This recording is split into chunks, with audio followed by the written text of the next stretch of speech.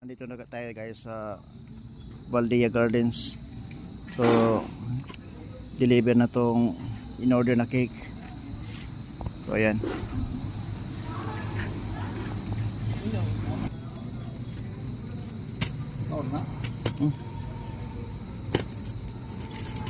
Dito sa part na to medyo nahihiya pa kami kasi ang ganda ng venue dito. Ayan.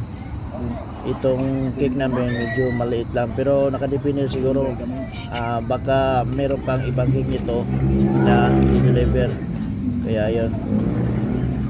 Then nag-ask ko sa among i-deliveran dire kung sila ra ba ang mag-remove aning naka yung cover, then yun sila nga i-remove lang daw daan kay basig damage daw.